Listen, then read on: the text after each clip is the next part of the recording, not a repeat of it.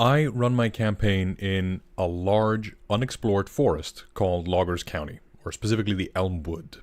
This entire area is a huge hex crawl I run for my players, and in our adventures we crawl through the hexes, these 3-mile hexes, and then get to dungeons. Most of them are 5-room dungeons, but I've been meaning to introduce a mega dungeon to the game.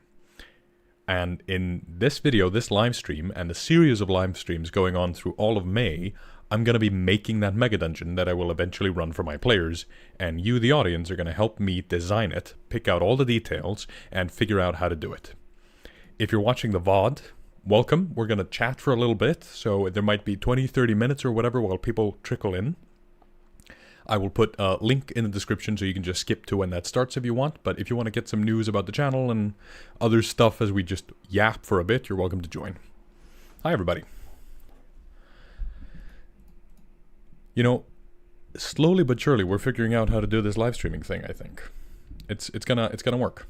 Anyway, welcome to Mystic Arts. My name is Daði. I'm a professional writer and director, and I've been DMing for 10 years. I wanted to share with you a lot of stuff, actually, because I'm really excited. We spent all of April talking about hex crawls, basically. We talked about random encounters, we talked about resource economy, action economy, but we also talked about how to make a hex crawl in 3-mile hexes, and we talked about how to make a hex map. And in that video, the newest video on hex maps, I showed off this huge map I have of my entire local area, and I want to go delve into it. So my players are not allowed to watch this video. I've texted them and I've said, stay out. And that's how that's going to be. Yeah, Lawrence, we're live. Hi, everybody. Hi. Gobi's here. Yeah, I got the logo in here. See, I click the button and the logo appears. Ah! I'm learning. Now the logo is twice and I've ruined it. Thanks, Gary. Hey, Matty Ice. You know, I hope your job interview goes really well.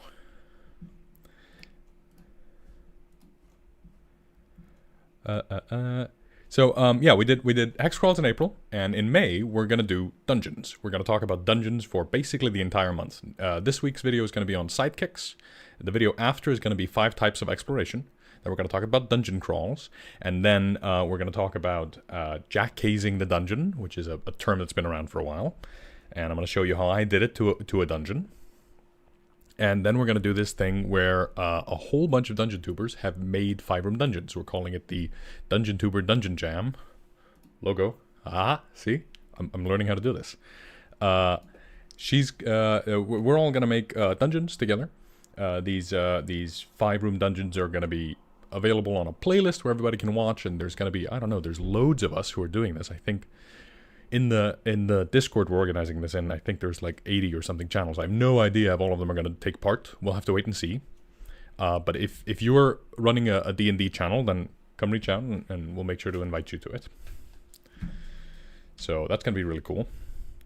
I just got introduced to a new streamer today because they were in the channel and I was being told about how awesome their streams are. Their names are, I think I'm pronouncing it correctly when I say Vian. I'm going to put a link in. I think they're live right now. So if you want to watch a better stream than this one, go check that out. The vibes are immaculate, even though they are painting a spider, and spiders give me the heebie-jeebies.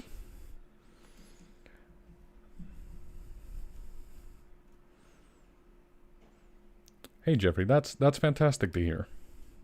Yeah, we've been using the system now for a while, and I really wanted a system that was simple, that abstracted a lot of the sort of nitty-gritty stuff. Yeah, Naigobi's pointing out a few of these things. 5 videos to join. Dungeon Jam is only 1 video. Yeah.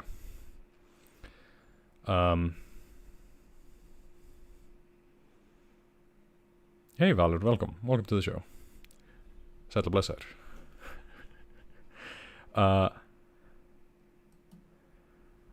DM Gary, you need 5 videos to join, and it doesn't need to be a D&D channel specifically, just a sort of RPG channel. So all of May, we're going to talk about dungeons. Hang on, what was I saying? Yeah, the hex crawl system. And we've got these huge hex map that are laid out. And we've been using this system largely because we wanted to abstract a bunch of this stuff. But I like the idea of looking into adjacent hexes, and I like the idea of informed choice. I like the idea of vista points. They've been a lot of fun, so players will go up in the air and I'll just do like a 4 hex radius in every direction. They'll see a bunch of hexes. It has sort of made it so that hexes are a currency that can be traded. You know, if we go this route, we'll see 7 hexes, but if we go that route and we get to this tower, we'll see 30, right? And that creates this sort of gameplay element of how do we maximize our routes, and it's been so much fun. Yeah, if you got any questions about the Dungeon Jam, you should be asking Naigobi here. Hang on. Gobi, I'm just gonna moderate you. I know you're doing a bunch of stuff right now, but there you go. You don't have to actually do any work, Gobi.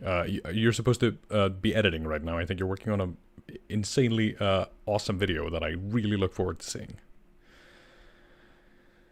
But what if you're playing in a jungle and every hex is a jungle? Well,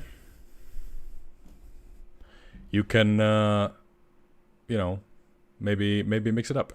In the Elmwood, not all the hexes are forest hexes. From the outside it looks like it's all forest hexes, but we constantly find little nooks and crannies, bits of hills or whatever. So, you know, you can sort of mix it up. I think if you're running something that's all jungle all the time, your players might well get tired of it. But even now, I'm gonna say Chult isn't all dungeon all the time. If you're talking about Tomb of Annihilation, there's mountains, mesas, rivers. There's a bunch of other stuff in there. Do I reveal a map to my players, or are they making their own copy of the map? Hang on, I gotta take down the damn logo. Sorry. I make a map on my end. Hang on, I can just show you the two maps.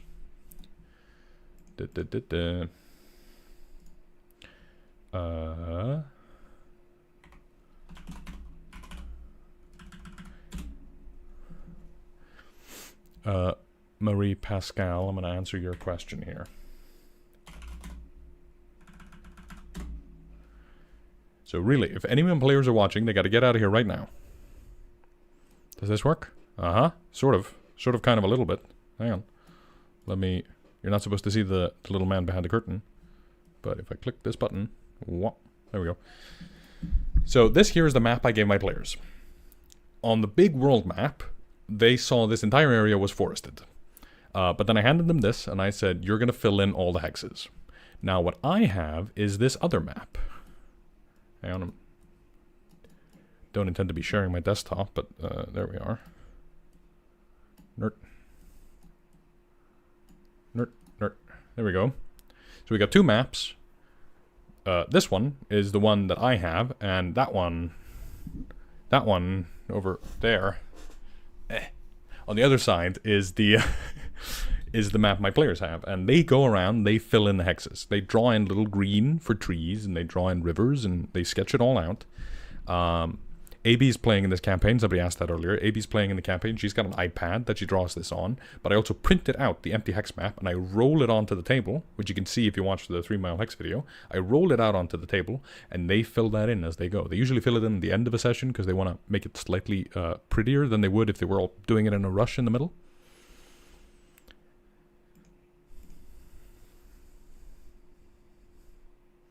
Hey, Muffin, that's awesome. Yeah, like, I think the point of Tiamat and Bahamut Muffin is by the way, there's a... my party's favorite fairy dragon is a familiar called Muffin. The point of all those characters is that you can do with them what you like. You could take Vecna and decide Vecna is actually a 17-year-old boy in school and is learning how to cast magic, and we don't know what's going to happen yet, right? And your players might go, oh my god, is something terrible about to happen with Vecna? Nerd. Something terrible about to happen with Vecna? Well, we don't know, but we're going to find out, right? The point of all these iconic characters is that now that they're in the ethos, now that they're in the air, you are the DM. You get to play with them and do whatever you want.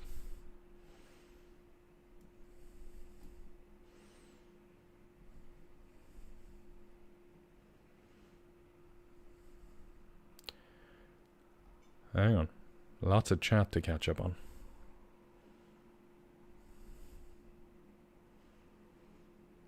Thanks, Kobe. You're carrying the banner of this entire project. Yeah. Everybody be patient. If you want to join the Dungeon Jam project, you've got a couple of weeks before anything's due.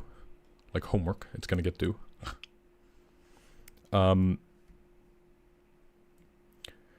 Yeah, but so it was hex crawls. It was gonna be dungeons. It's gonna be dungeons in May, and we're gonna end on this 5-room dungeon collab. Wait, there's homework. Yeah, Val, you gotta make a dungeon. You can't not make a dungeon. What?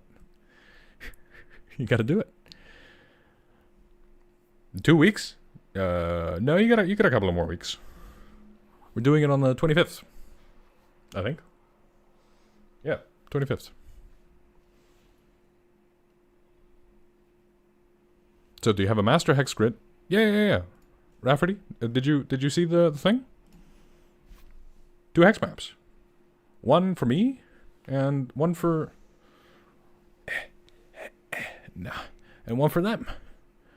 One for me, one for them. I can also go this way and go me, them, me, them. 2 hex maps. This one tells me what's going on. This one they fill in. And on this one, you know, if we zoom into an area they've sort of had a look at, kind of looks like this.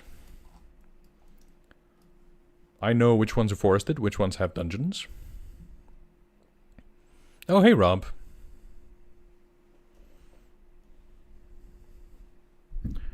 How you doing?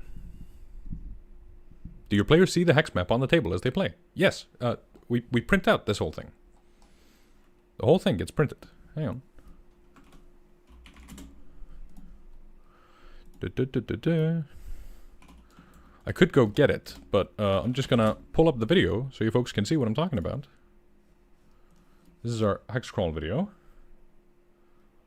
Here I am. Here's the hex map. You can see it's on the table.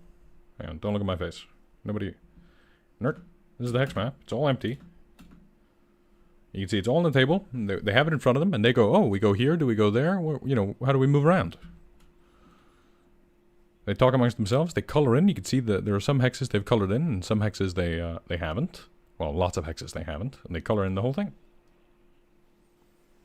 Yeah, it's numbered. So I can say, you know, you enter hex 208 or 2885 or something. I think there are 4 number hexes, and we sort of line them all up.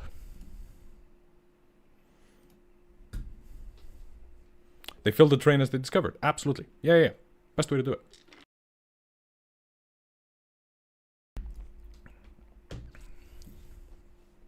Do I have a system to record their path? No, they just draw it. They have a map. They do little dotted lines. They go, we go here, here, here, here. How do I number them? No, there's a software. I downloaded some software. It's linked in the pinned comment on the hex crawl video, the hex map video. I think it's just a GitHub or something, and it just spit out all the hex grid with numbers, and I just layer it on top.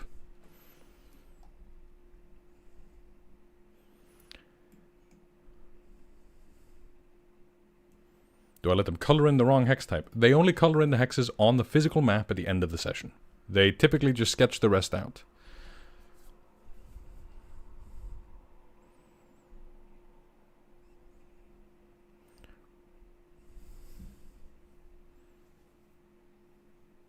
Yeah, Stormer, we'll go into all that in the Jack Hazing video.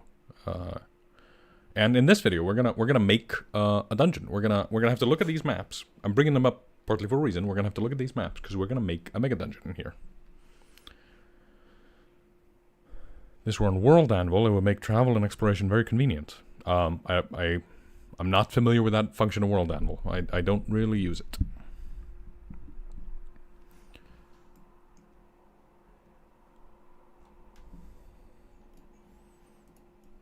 Oh, I wanted to show you. Hang on.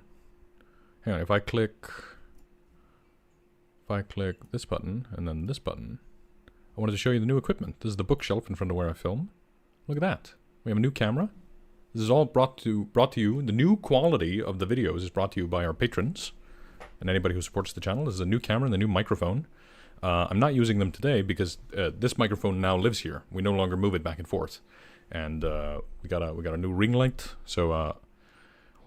Hopefully, if everything goes right, you'll continue to see the videos look and sound better every time we make them, because we're getting all the support we get goes into making sure the new videos look and sound and are better.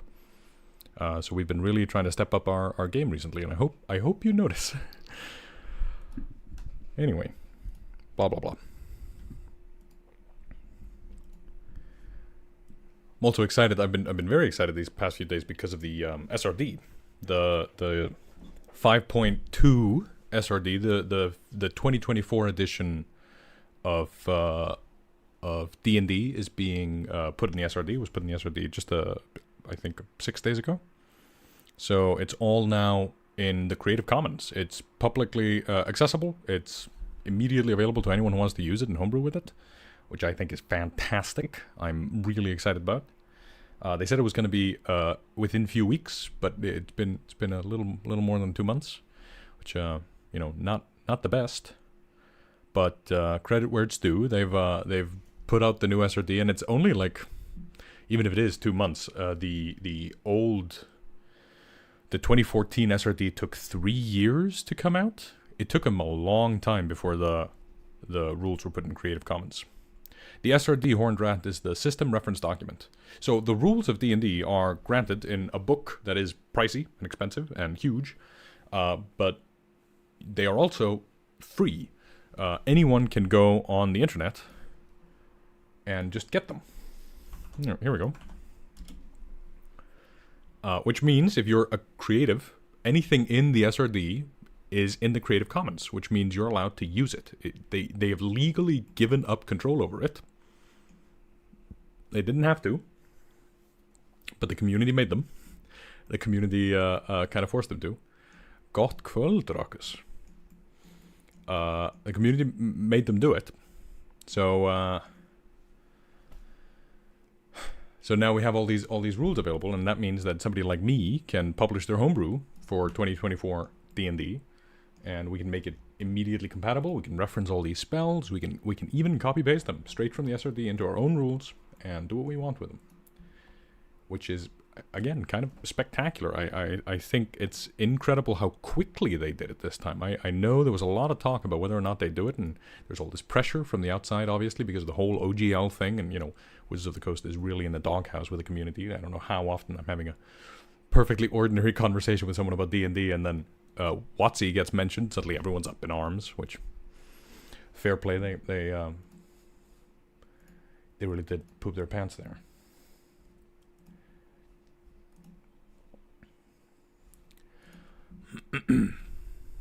But I thought it was kind of amazing. I really hope this new push from WotC and from the new EP, Greg Bilsland, which is great news that they've brought him back. He was a great ambassador in the early days of 5th edition.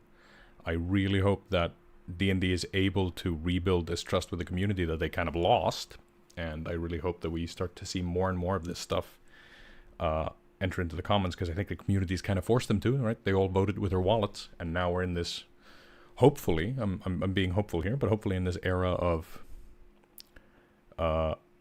WotC desperately trying to re-earn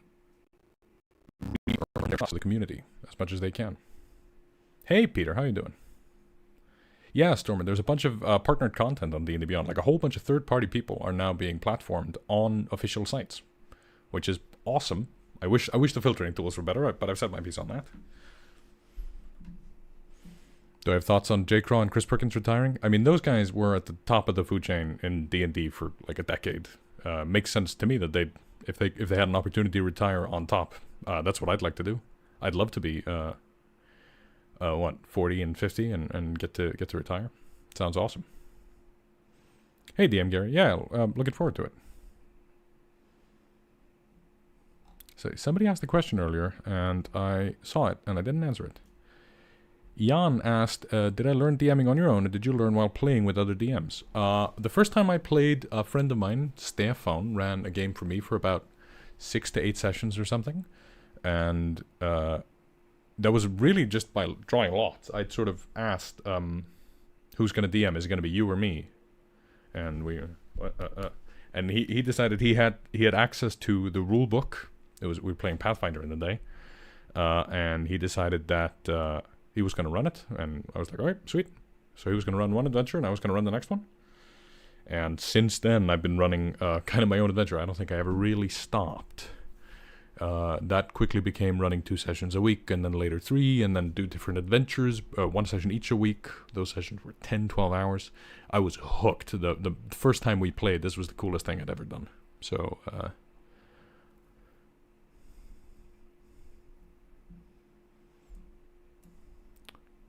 doesn't your 3-mile hex rule remove the explore watch option? Players usually take discover things in each hex while getting info about the surrounding hexes.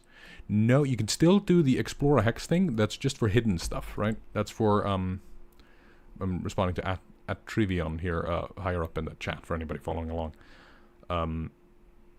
You can still have there be hidden things in hex, but I think the gameplay loop of entering a hex and then spending time to explore it just to check every time isn't the gameplay loop. That's just an obligation. That's like homework.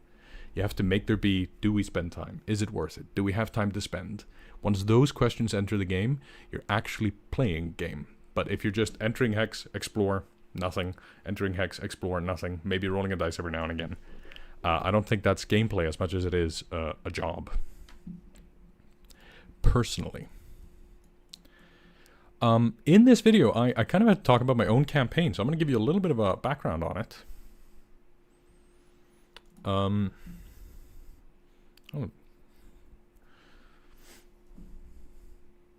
Yeah, I run Engineer. Iron Engineer. Yeah, I think exactly. I think I had the same experience. I'd been struggling with why hex crawls weren't fun until I went and read a bunch of blogs. Actually, I read a bunch of blogs from Justin Alexander in this book, and also his blog post, which is some of the best DMing advice I've ever gotten. Just in general.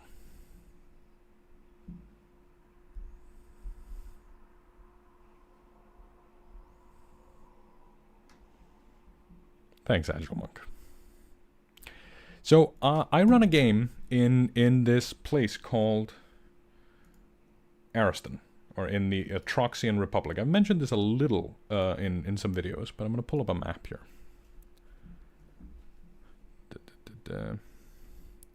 We're going to continue to click buttons on. There we go. Nerd. Here we go. So this is some of my campaign setting.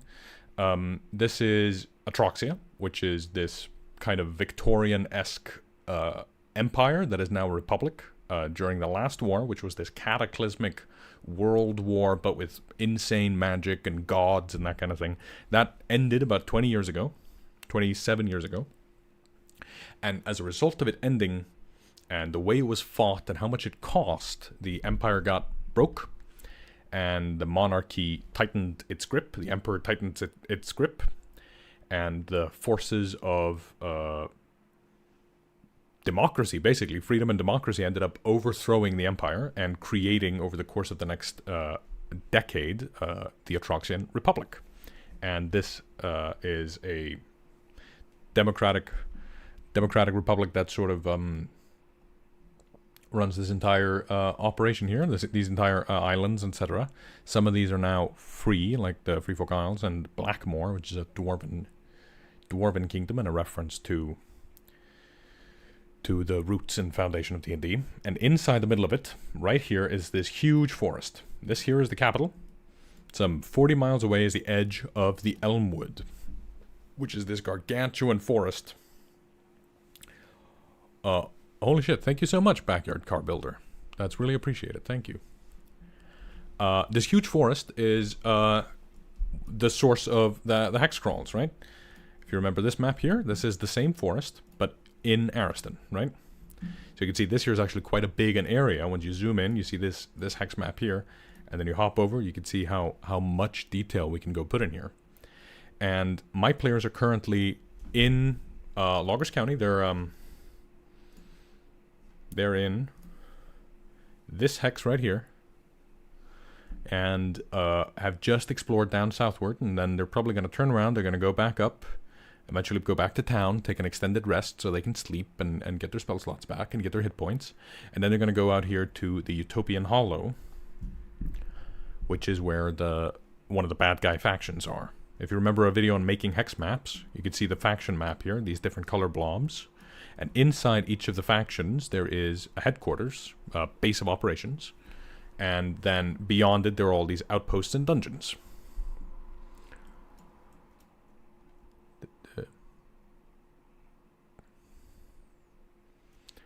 Deadlands campaign. Yeah, like it's very Outback, Lewis and Clark, that sort of thing. No Brainer's right, by the way. You should all say thanks.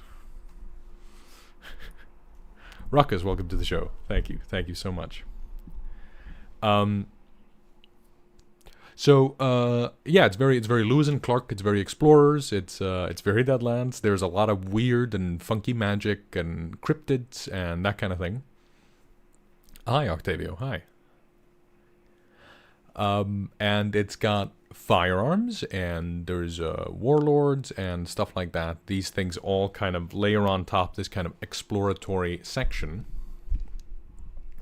where the point of the game is kind of this. We're gonna go find out what's going on. One of the main characters, one of the players, is a member of Parliament. He's a politician, and he's got to win votes. As a county, Loggers County gets one representative, and in order to maintain the government majority, this is the kind of campaign I run. In order to maintain the government majority, his character has to go win a seat from Loggers County, and anybody who's a citizen or anybody who lives there is allowed to vote. So he's got to go in. He's got to literally go canvassing the woods to find votes. Now we have a premise for a hex crawl, right? He's got to go out into the wilderness and find his electorate.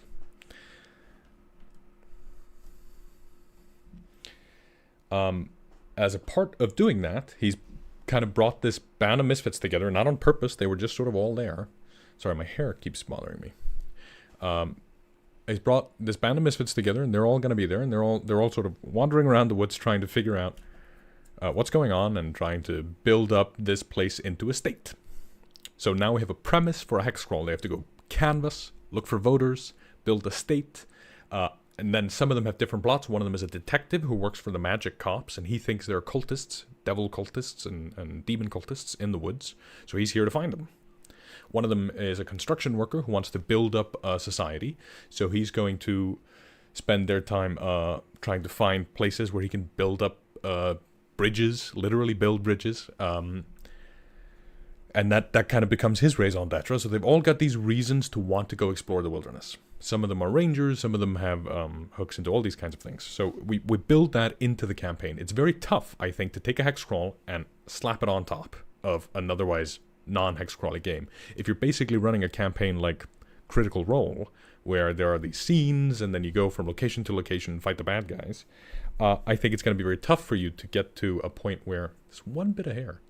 We get to a point where making a hex crawl makes sense. Or doing a hex crawl makes sense. So you kind of have to build it on top of the campaign. Hang on, I got to catch up with chat here. Jarrett Creason, any thoughts on writing a module for us? Throughout Dungeon Month, we are going to be putting a bunch of dungeons up on the Patreon. There's going to be All Hail Gek, the free one, is going to be on there, obviously. The one we made in the last couple of streams with the pirate ship is going to be on there. We're going to make a mega dungeon. That's eventually going to go up on there. Probably not during this month. That seems unreasonable. And there's going to be a spaceship. Spoilers. And there's going to be a 5-room dungeon. So there's going to be a bunch of dungeons that we're going to put up on there during Dungeon Month. How did I make these maps? I made them all in Photoshop. I've got a video on it that's on the channel. Do you ever do West Marches style with these hex crawls or more normal-sized groups? I've done both. I've run West Marches group with about 60 people at one point. That was kind of insane. Now we are a normal-sized group of 7 players. Thank you, Agile Monk. Yeah, we're really trying our best, but I really appreciate it. Thank you. And thank you, William. Yeah, that means the world to me. Thanks so much for the support. How would you go about making a campaign that's built for a hex crawl? Well, Daniel, you gotta make sure that there is reasons to want to explore. So, for instance, I ran Dungeon of the Mad Mage, and I ran it for a group of, I think, 5, and I told one of them, you are a dwarf, you're the heir to Malairbode, the city of dwarves that was once underneath Waterdeep. You are here to reclaim your homeland. Reclaim is a very bad verb, because he went, okay, anyone who's in here is trespassing, and then he went and cleared every room. He fought everybody. The whole campaign, you know, they'd go down into the goblin village in the dungeon. The goblins are all like, hey, let's do trade. And he's like, trespassers. Kill them all, right? Now the whole exploration factor has been shut down. If the campaign is, go to the big city and kill the big bad guy, why are you hex crawling? Doesn't matter. Hex crawls don't add anything to that. If your question is, where are we going? Why are we going there? What's out there? What can we find? Somewhere in the swamp is the Tomb of Annihilation, or somewhere in the jungle is the City of Omu. Go find it. Then you've got an excuse to run a hex crawl. Basically, every place needs to be this sort of exploration. What are we finding here? What are we, what is this? This seems to encourage adventure for the sake of adventure. Yes. Yes. If you can get a premise that is just go adventuring, then you're really in the right. Sorry, Potter fans, I'm sorry. There's no Goblin Village. Don't worry about it.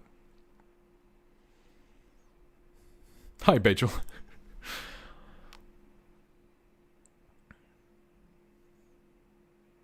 A world that isn't already mapped is perfect hex crawl setting.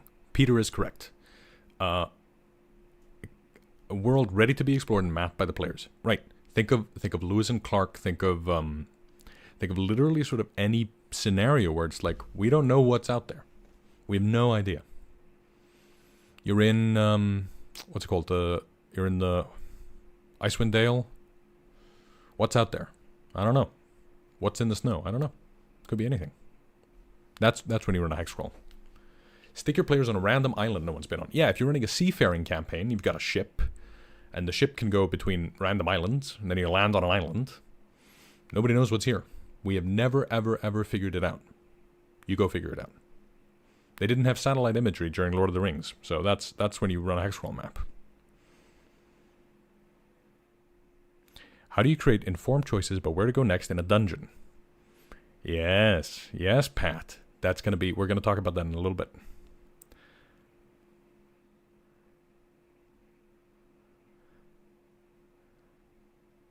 This is basically my setting. Awesome.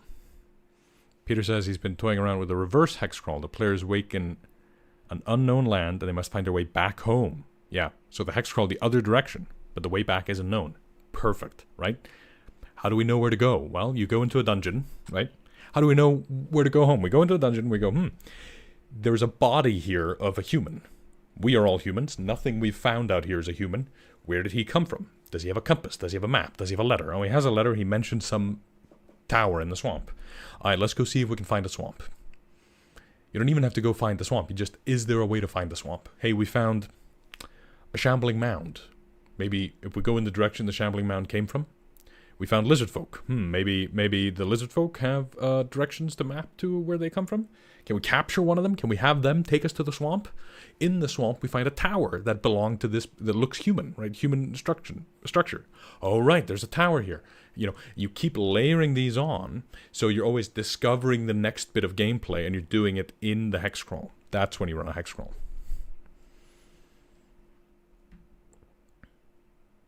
Thanks for joining us, Gary.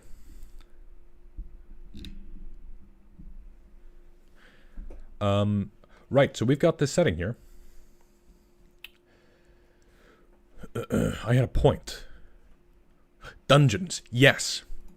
We are going to make a mega dungeon because it's Dungeon Mayhem, as named by Bearcat, who I think is in chat.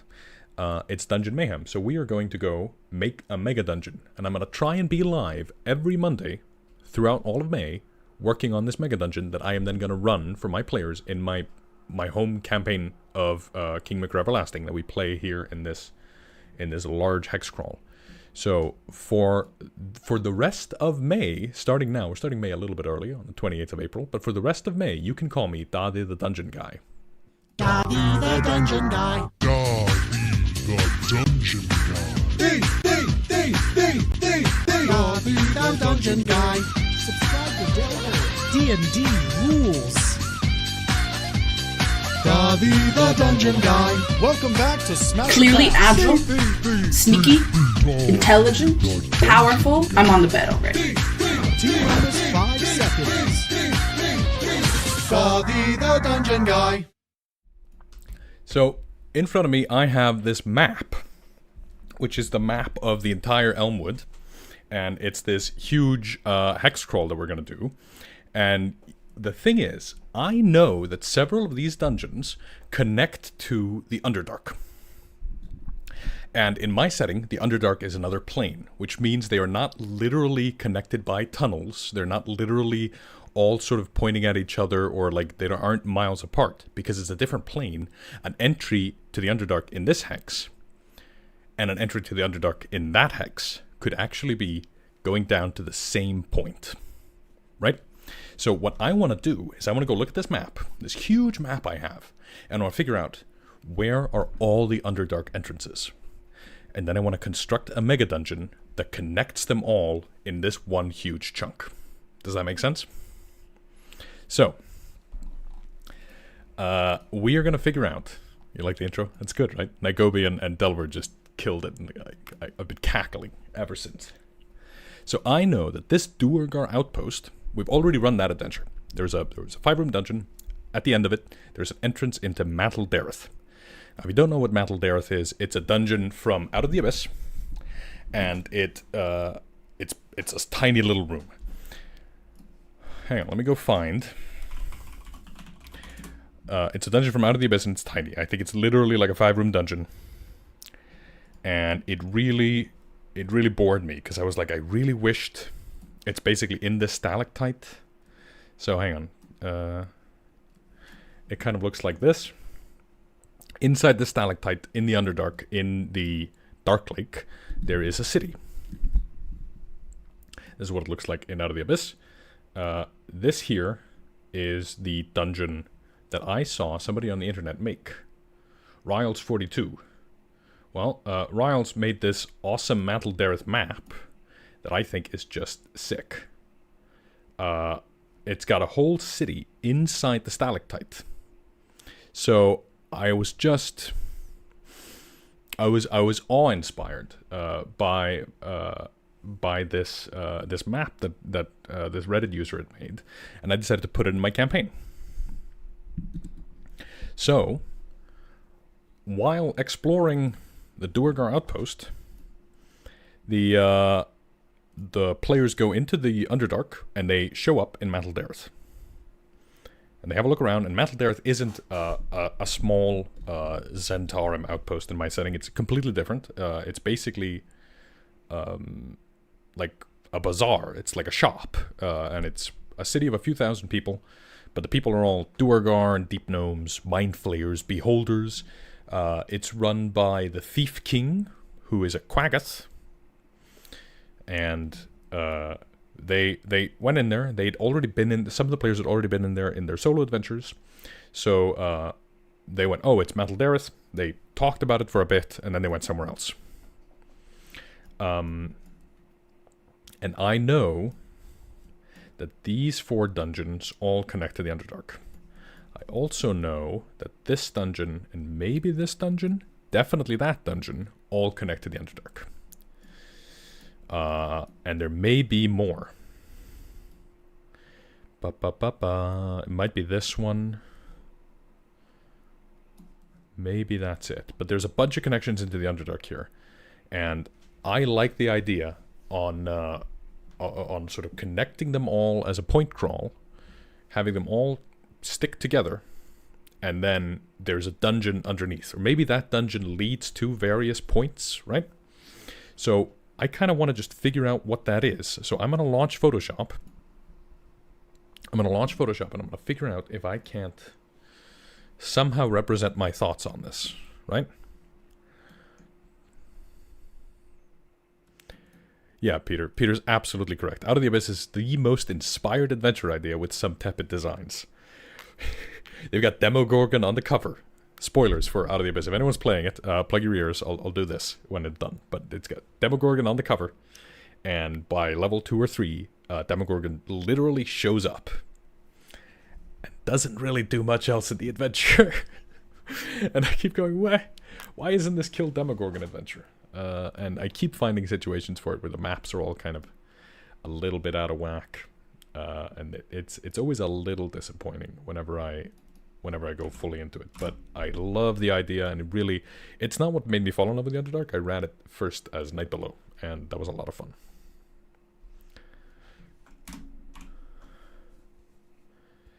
Do I keep a hex map of your Underdark as well? No, Murray. I use sort of like a point crawl. A point crawl is different from a hex crawl, in that the distances aren't necessarily all hexed based. You can do them sort of as abstract flowcharts, and it's really good. The main thing with all these types of exploration, and we'll go into this in a video in a week or two. The main thing with all these different types of exploration is that what you're always looking for is which type suits your playstyle best, right? A hex crawl in a city or in a tavern doesn't make much sense, but a highlighted room design, like we talked about in our make exploration hook players video, one of the early ones we did on the channel, or something like that, kind of serves the purpose of being in a city. But you could also do a point crawl in a city. You could do, all kinds of stuff.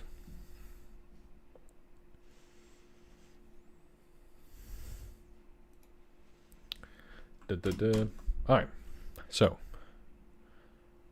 I have got this empty Photoshop file. Now, I use Photoshop a lot.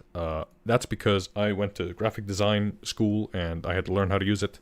And since then, I have not learned any new tricks.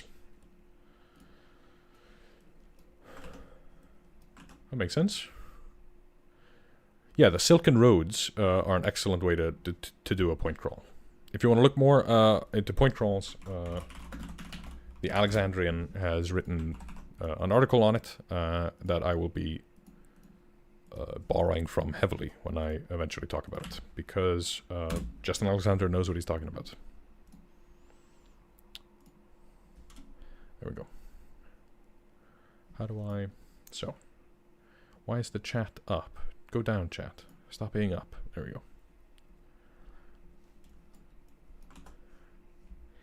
Maybe I kind of have to go put the faction map in here.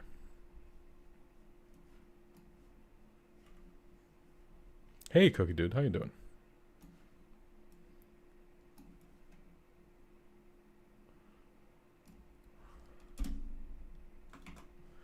Real quick, I want to go have a look at this. Is there anything down here I think connects? There's this tomb. What I'm hoping to do, I called this video like fast travel. I put fast travel in the thumbnail, and that's because I was thinking of, if they all connect to the Underdark, going from the Duergar outpost in the Underdark, walking for a day, maybe, or less, you could end up on the other side of the map. So I wanted this fast travel situation where they can choose to go through the Underdark to come up in a completely different spot. Does that make sense? It's a good song. Bill Nye knew what he was doing when he sat down with an electric guitar and made that riff up on the spot, and they just happened to be recording it at the time.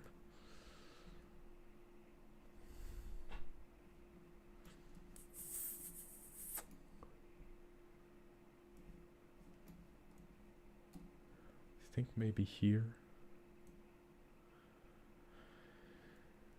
Maybe the Shattered Spire.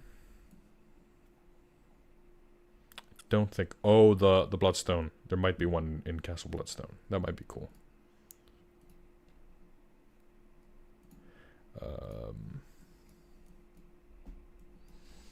So, I actually do need to put just the whole ass map in here.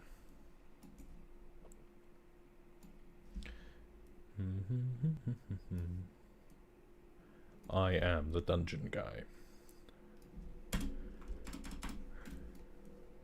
So I think here's a connection, here's a connection.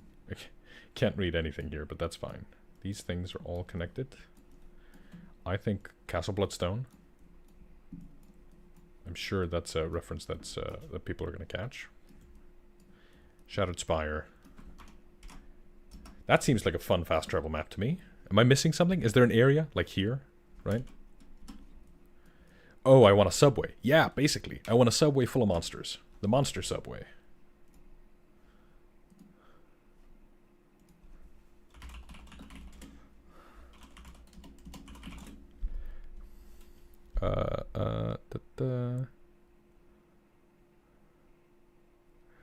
Hang on. Hang on, I need to be able to read what it says.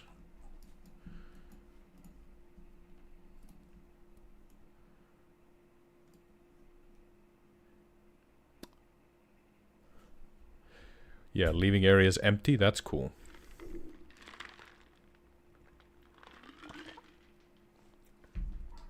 John asks, when I do my hex crawls, does every hex have something interesting or random encounter? No. The point of having smaller hexes is that not every hex has to matter. I think that's good. I think that's clearer in your mind when you're like, okay, you know, they're just walking around. What I do, though, is at the end of every day, I roll a d6 for random encounter. If they get a 6, there's a random encounter. If I feel like it's been a while since a random encounter, I weigh the die and I say a 5 or a 6 is a random encounter. But that's about it. Deep gnome cannonball contraption that shoots you into tunnels across the map on rails like in a pinball machine. Marie Pascal, I like the way you think. We'll see. Temple of the Blood Moon. Crystal Canyons. Crystal Canyons has got one. I think it's okay that this sort of middle section is sort of empty, but we can get one here. And then I feel like we've kind of covered this area, you know what I mean? I'm okay if we've got this sort of blank spot here. That's fine to me. And I don't need one down here. Somebody said way, way, way down south.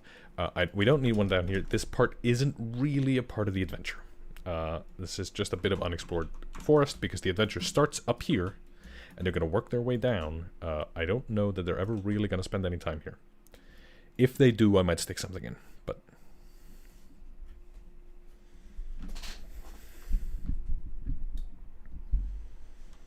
the Horned Rat, you can use aliases, but you might want to enter an Obsidian-specific community. We have one on the Discord, but I'm sure you can also Google it. If you Google aliases Obsidian, you might find what you're looking for. Is this a dragon area? Yeah, there's a couple of dragons in here. Again, my players cannot watch this. There's at least 2 dragons. There's one... I've teased them both, but they think they're the same dragon. I've talked about Vexor Titanicus, an ancient red dragon. Who's long dead, and they've seen an ancient red dragon. They've posited that ancient red dragon is the son or heir of Vexor Titanicus, which is correct. But Vexor Titanicus is also here. It's a Draco Lich. I might end up putting more. I might end up putting in... like a black dragon. I watched DM Timothy's video on black dragons, and I thought, that's cool, I should do that.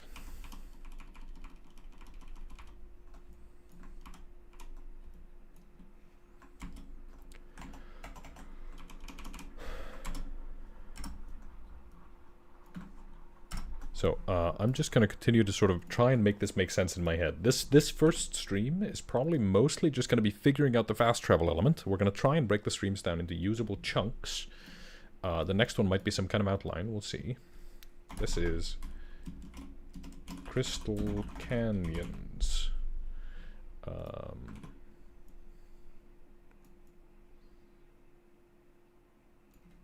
Can I make a folder? Put this in the folder. Make there be a drop shadow that's white. And then make it real close to the letters. And pretty big. Just so that it's legible. There we go, Crystal Canyons.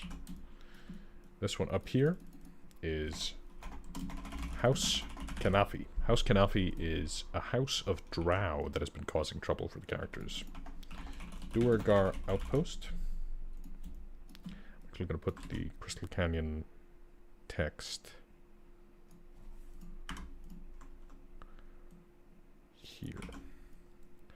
This here I'm just going to call Starkhelm, and that's where the major part of the mega dungeon is. The rest kind of just connects to each other, I think, but the mega dungeon itself is the Starkhelm clan, or the Starkhelm like homeland. What's that one? Hang on, I've forgotten. Shattered Spire. The reason I'm putting the names on here is because I want to be able to figure out Shattered Spire. I want to be able to figure out later when I open this all up in Obsidian. I want to be able to know which dungeons I'm talking about, right? That one was something. Warlord's Tomb.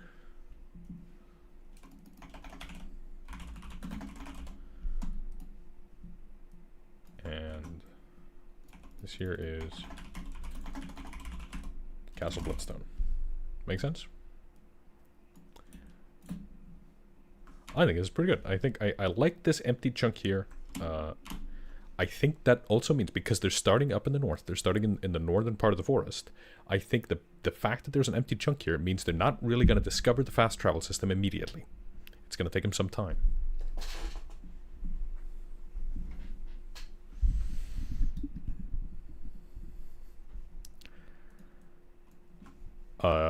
Evil Idol says, I just joined the stream, and then asks a question. So here's what's going on. This is the Overland map, and the Overlap map is connected to the Underdark, and the Underdark is a different plane, so distances are different. So what they're going to be able to do, they're going to be able to go into this Drow dungeon up here, or this Duergar dungeon down here, and they actually connect right next to each other, right? So this is the Overland map, and we're now going to make the Underdark map. This is how we're going to do fast travel, folks.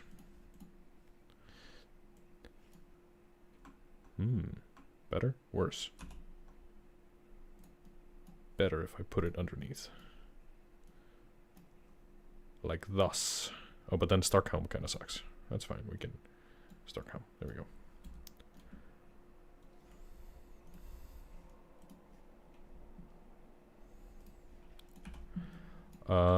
So...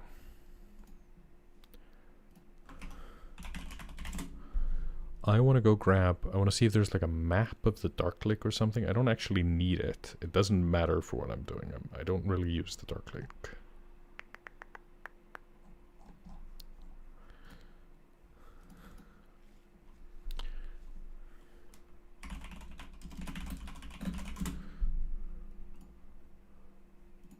I'm just scrubbing around looking for stuff. Are all the points connected to all the other points in this model? Sort of.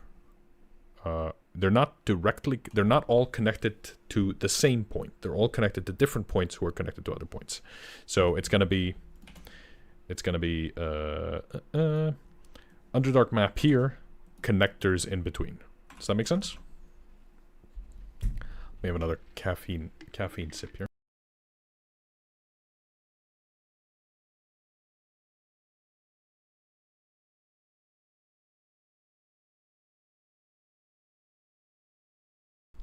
I haven't read Wheel of Time, Jordan, so I don't really know how that works, but maybe.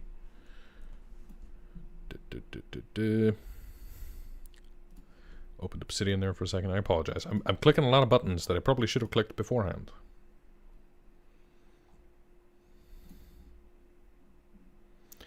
You know, I found something on the internet, and I'm going to use it for illustrative purposes. I don't know where this comes from, but I'm going to go find out and put a link in the description. Modular Underdark tiles. Build your own dungeon. Lost Atlas. I'm sorry I'm stealing your stuff, Lost Atlas, but if anybody else wants to steal their stuff, there it is.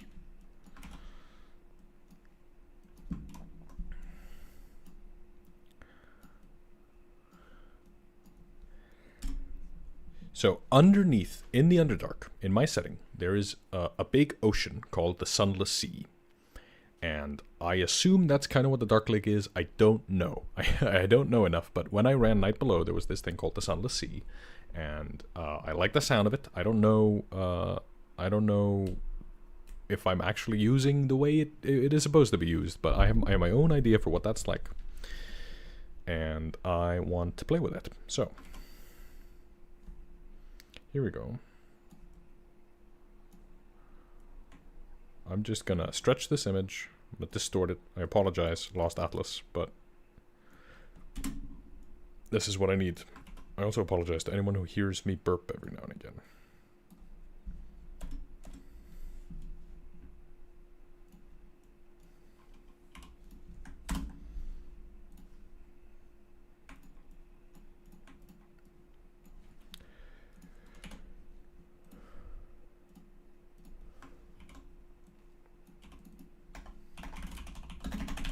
Sunless Sea. And I know that in the Sunless Sea is my own version of Mantled Earth. Right?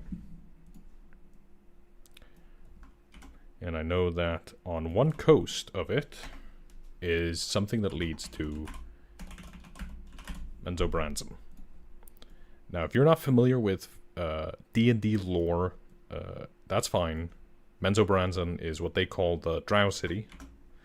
And there's Gracklstuck.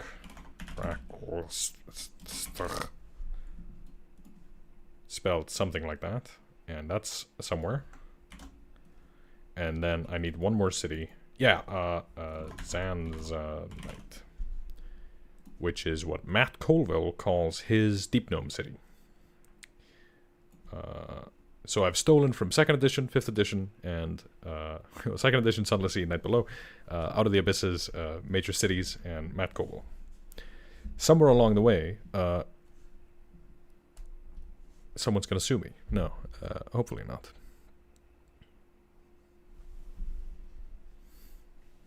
Hey, David. Good luck with your game tonight. So, what we're gonna do is we're gonna add these dots again. Red dot. No. Red dot. Right? Mantled Earth. But actually, House Kanafi doesn't go down into Mantled Earth. So what we're gonna do instead is we're gonna create a purple dot.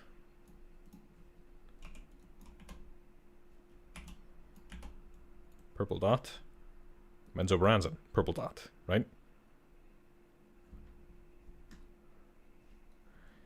Do the Crystal Canyons? I think they go into Zanzanite.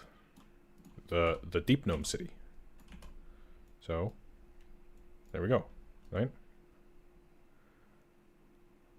And then we gotta figure out the rest. I think Castle Bloodstone might come into Mantled Earth. I like the idea of that connection being there. That's interesting to me.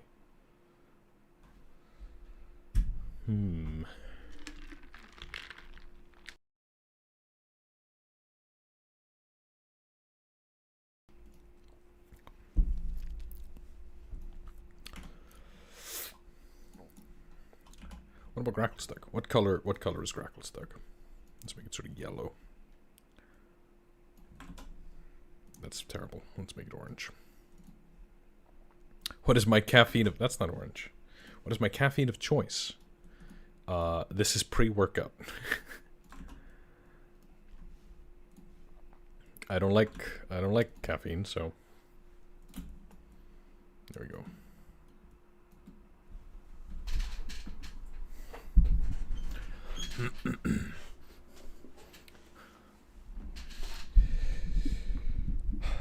Do they all need one? Probably. Do they need two? I don't know. So ideally, Starkhelm Clan is kind of all a little bit of both. You're microdosing pre-workout? Yeah.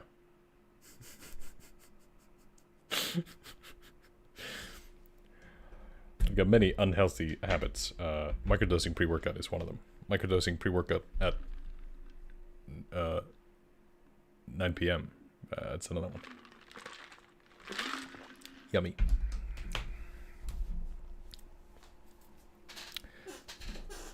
Doing a full day at the office and then sitting down and deciding to go live is a third. I can't stop myself.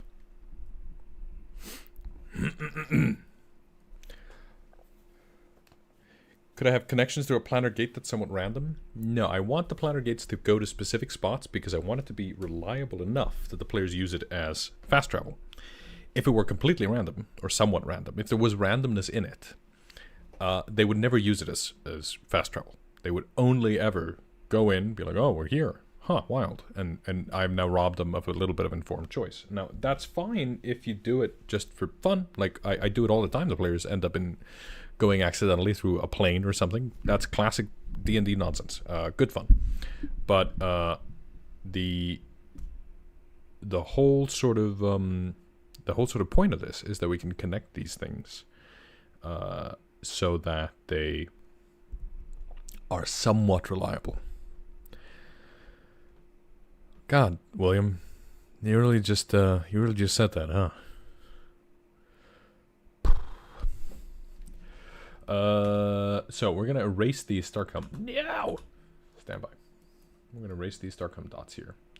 Because I think they all have to kind of connect a little. Like the Shattered Spire might be a Duergar connection. I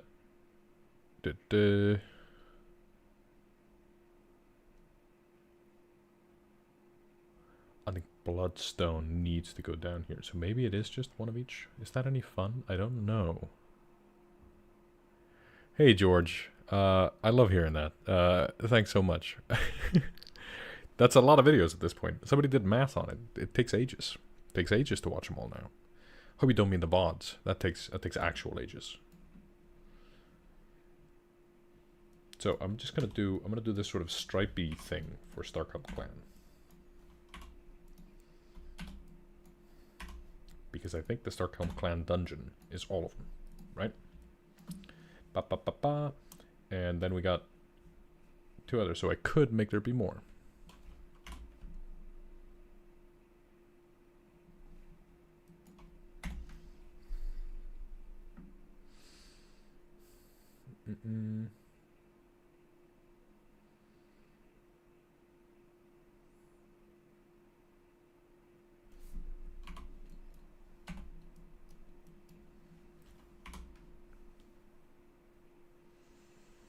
Yeah, the YouTube vids. Yeah.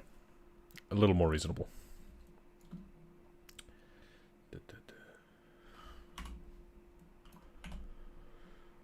A little. Maybe the Warlord's Tomb goes down to the Men's of Branson. Is that fun? Well, now that I've done this, I feel like I have to find a spot for these two. I think that's a red herring, but I'm gonna go look at the map real quick to see if that inspires me. If thinking about trying to get a Zanzanite and a Gracklstuck connection, if that inspires me, then let's go for it. Because I could. Like, there's one here that I don't know anything about. Abandoned Bloodstone Mine. Actually, yeah, let's do that one. Let's do that one because I think the Deep Gnomes are why it was abandoned. I think Deep Gnomes are going to be good allies for the players. All this work and your players are going to become pirates of the Subtle Sea and never resurface. Yeah, like, honestly, I'm running such a sandbox adventure. They might not be interested in any of it. They might just carry on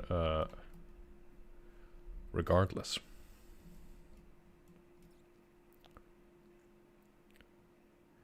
Hey, Scott, that's awesome.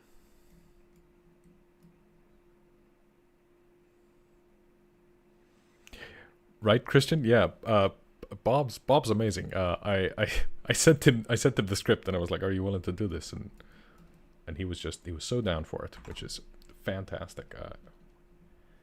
That guy is just some of the coolest human that you can find, I think.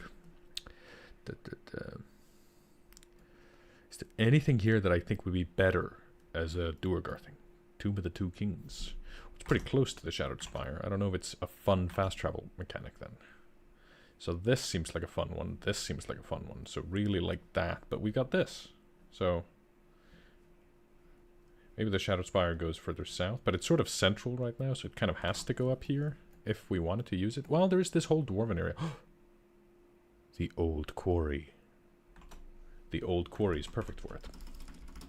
So what just happened? What am I doing? Well, I don't know. This is kind of a fill-in-the-blank style of design, right? Where you set yourself a goal, and then you start working on it, and then you realize that your goal has gaps in it, and then you think of, do I fill the gaps? And if you do, you then might notice, hey, there's actually a connection here that is kind of fun. So I decided that I wanted 1, 2, 3, 4 different locations in the Underdark that have connections to this region. And once I had decided that, I went, okay, I marked all the connections, but then I was like, these 4 connectors here could have counterparts, all 1 each, and then many of them go to Madaldareth.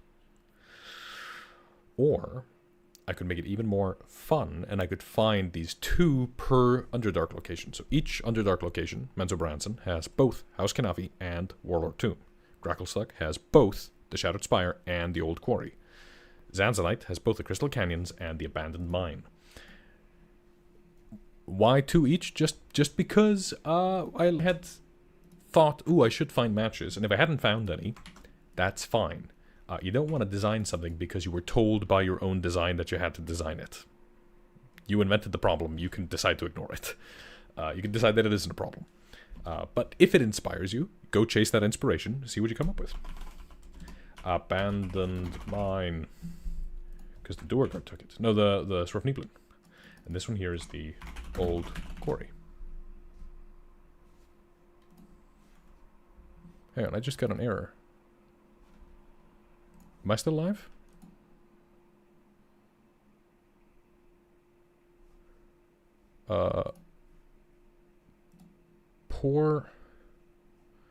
Poor video. What's up? I don't know what's up with that. Open widget. I'm back. You lost me for a second then. That's odd.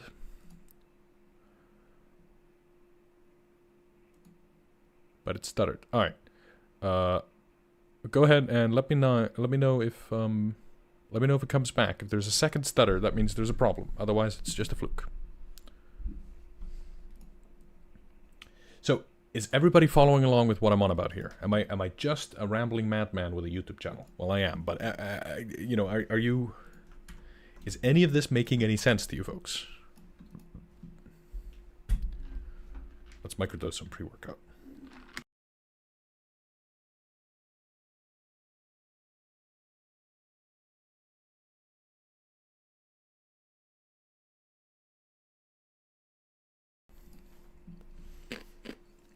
I used to drink Pepsi Max, and that's not healthy. So now I drink this, which is unhealthy in a different way.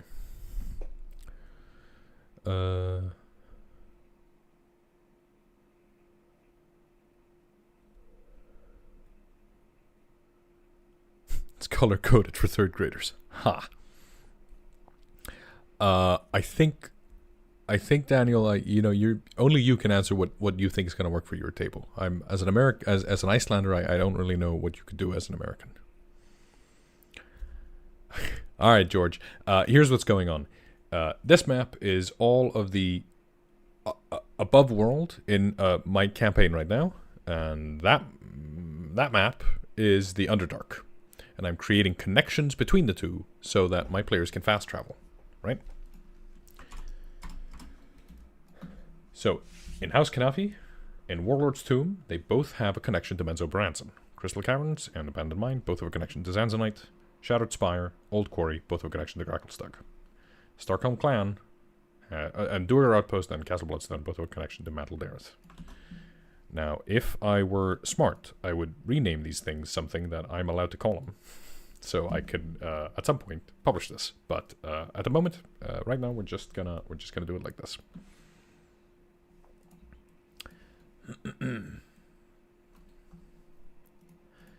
Starkhelm, there we go. Starkhelm has connection to all 4. I think Starkhelm Clan is kind of our big mega dungeon, right? So hopefully it's clear now, maybe not, but hopefully it's clear now that these connections into the Underdark. What's the method of travel? Right. Okay. Yeah. So. In my setting, the Underdark is its own plane. It's underneath our current plane, but the connection between them two aren't equidistant to each other. So Crystal Canyons and Abandoned Mine are, 100 miles apart or something, but they come down in the same city in the Underdark, meaning that you could go into the Abandoned Mine and come out of the Crystal Caverns. That's how you fast travel. I would expect the Underdark to slow players down instead of fast travel. Well, if they have to go wandering through caves, yes. So if they're in the Abandoned Mine, and that's Zanzanite, and they want to go out in House Kanafi, that means they have to go up through the tunnels here for a few days, onto a ship for a few days, and then up into Menzo Branson, and by the way, go through the Underdark in the meanwhile. That might well slow them down. But at the moment, they could at least go, if they explore the whole map, they could go House Kanafi, Starkhelm, Abandoned Mine, Starkhelm, Shattered Spire, Starkhelm, Old Court. You know what I mean? They can use the whole thing as a hub. it can be a fast travel. Exactly. If they play the adventure, they can unlock this. Otherwise, they cannot, right? I'm a big fan of putting something huge in front of my players and then letting them figure out what to do with it. And this is one of those things. I could put up this network and I'm just slowly going to tell them these things connect. And eventually someone's going to go, what if we go through the Underdark? We're real tight on time. What if we... Would it be reasonable for us to... You know what I mean?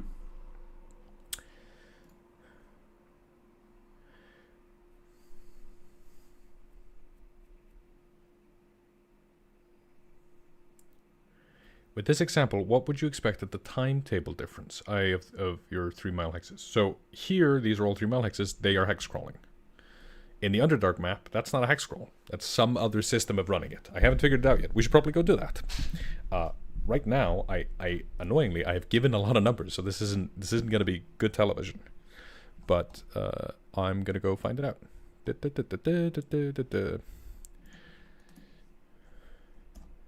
So I'm just going to scroll through my old session notes here.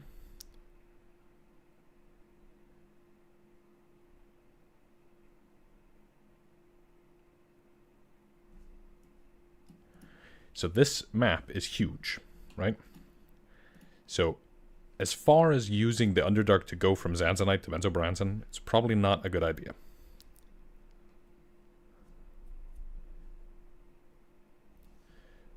Because...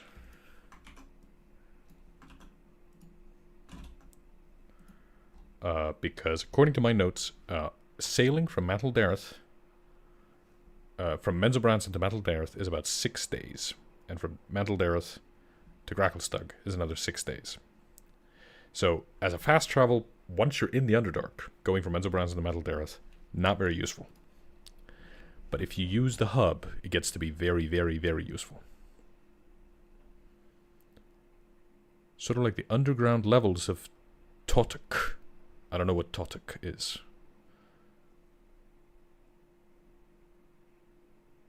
The order of the... I don't know what that is. I feel like the Sunless Sea should be a dangerous place. Yeah, it's full of aboleths. Absolutely. Terrifying.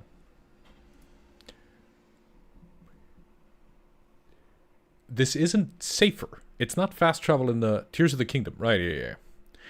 This isn't safer than going above ground. It's faster. Right? It's fast travel. It's not fast travel like in a video game where you don't get random encounters on the way. It's fast travel if you're going through this map, I mean. It's fast travel in that it's literally faster. But also if you're just going from one house in Gracklstugh to another house in Gracklstugh, isn't that exciting? You're in the old quarry, you're going to go down to the Shattered Spire, you know about this connection, you're running out of time, you're going to go through the Shattered Spire up to this town here and from that town there, right? You're like, okay, all we have to do is cross through 3 streets in Gracklstugh without alerting the invisible cops. That sounds fun. It sounds fast, right? This here journey would take them fucking ages. But if they just go through Gracklstugh, it's going to take them a lot less time, but it's going to be scary. So, I real quick want to start writing down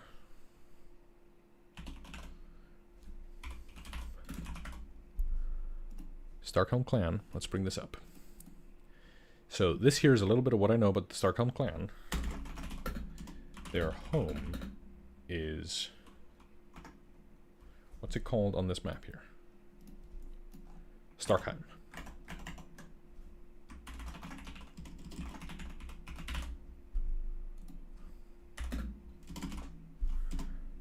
Bam. Now we have a new article. And Starkheim is going to be this mega dungeon, right? This central mountain, we're going to go back to this map here. This central mountain, centered to the whole thing, we know is home to a clan of dwarves called the Starkhelm clan. These are the Starkcliff Mountains, and this is Starkheim, their old ancestral home, which they do not control anymore. The clan is not what it used to be. So, what's up with that? What's going on? The dwarves used to control this mountain range and all of this area, and they've since been largely gone.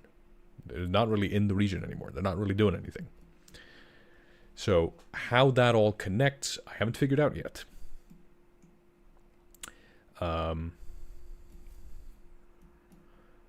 They have this forge. They have the Mine of Fallen Clans. There's the Vexor Deinonychus' lair, which is the Dracolich. There's this fallen monastery up here, this old quarry, which connects to Gracklestug, if we remember the map here. So, what I want to do is yeah, Moria feelings, absolutely, 100%. What I want to do is I want to figure out what's up with this dungeon. What is it? And why is it secretly all of these dungeons? I want the center of the Dwarven Mountain to be kind of like a hub that connects to all these other dungeons, which then connect into the Underdark, which then connect out again. This is the head, is the capital of this region, right? My camera's all blurry. They dug too deep. You get it. Let me open up my camera settings. Why is the focus being automatic? There we go.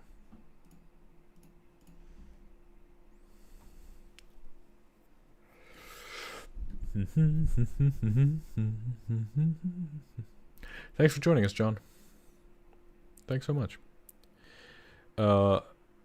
Dranyaru, Daði, do you publish adventures? I do not. Not a lot. I made a 5-room dungeon that's available on the channel, and eventually I will be throughout May. I'll be putting up some dungeons, and one day maybe I can turn this whole map one day into a huge hex crawl you can do. But first I have to playtest it, which means playing campaign from level 1 to 20.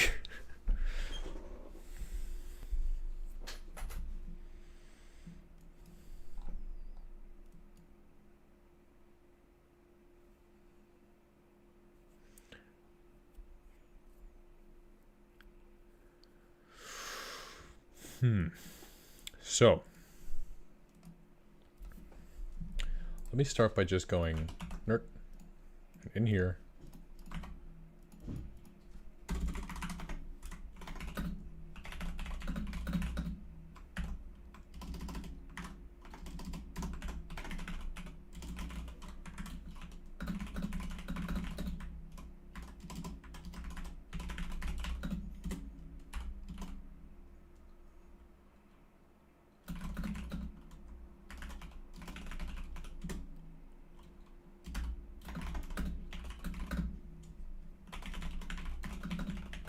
And they haven't been gone that long.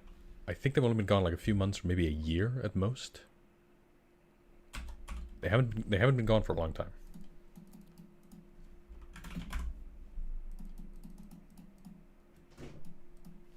Hello? Hello. I'm just wrapping up. Oh. You're not allowed to see. Okay. AB just came home from band practice. We don't have a lot left.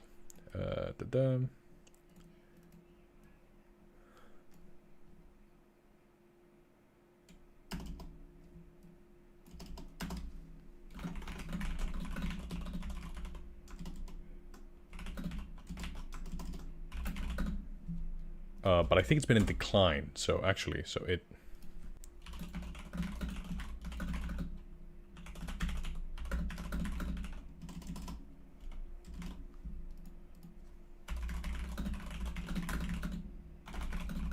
What's it called? The Mine of... No, yeah, the Mine of Fallen Clans.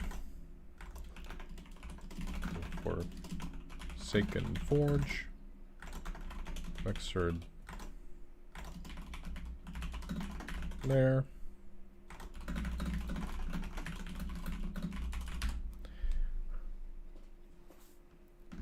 Whatever they did, a Dracolich now nests in the vicinity. I think that the Dracolich might have been responsible.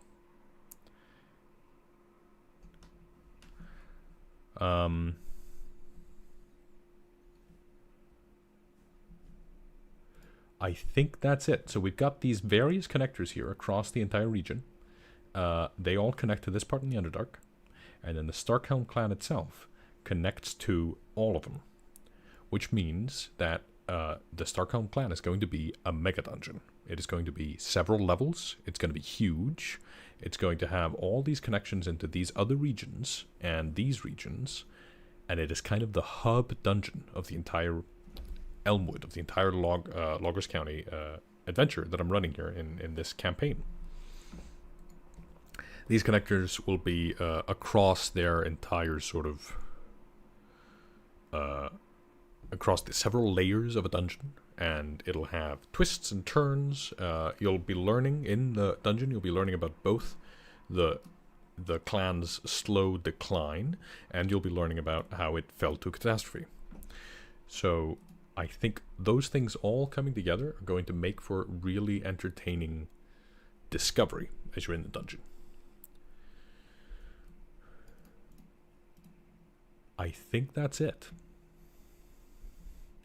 Just a short stream. I wanted to go live. I wanted to figure out this fast travel system real quick. And next Monday, I'm going to go live again, and we're going to start designing Starkheim, the dwarven base, the dwarven homelands. And it's going to inform a lot of how we think about this place, what it's like, and who's in there, and what kind of monsters are in there, how many levels it is. All of those things we're going to figure out together, and we're going to design a dungeon together for sort of mid-tier play, I think. And if you're wanting to join that, it'll be live at 8 o'clock GMT next Monday. And if you want to watch a video about how to make a dungeon on graph paper, we're starting Dungeon Mayhem, as named by Bearcat18. We're starting Dungeon Mayhem next Tuesday, and I'm going to make a dungeon on graph paper right at this desk, and then Tuesday being tomorrow. And we're going to talk about sidekicks, we're going to talk about the types of exploration, we're going to end Dungeon Mayhem by this huge collab that we're a part of that's going to include all kinds of 5-room dungeons you could put in your game, and the whole time we're going to make sure that if you aren't already in love with dungeons, by the end of it, you will be. So, thanks so much for watching, everybody. And that's where we'll pick it up next time. This channel is run by me and my girlfriend, and if you want to support the channel, go ahead to our Patreon, where throughout all of May, we're going to be putting up these dungeons. We're going to put up 5-room dungeons. We're going to put up a spaceship dungeon. We're going to show you how to jack case them and how to put them all together. We also have rules for the hex crawl system and the firearm rules that I use for running the campaign I'm running, and along with a class, the Warlord. And if you're feeling especially generous, make sure to like this video, comment, share, subscribe, and hit the bell to be notified when we release new videos. Until next time, keep studying the mystic arts.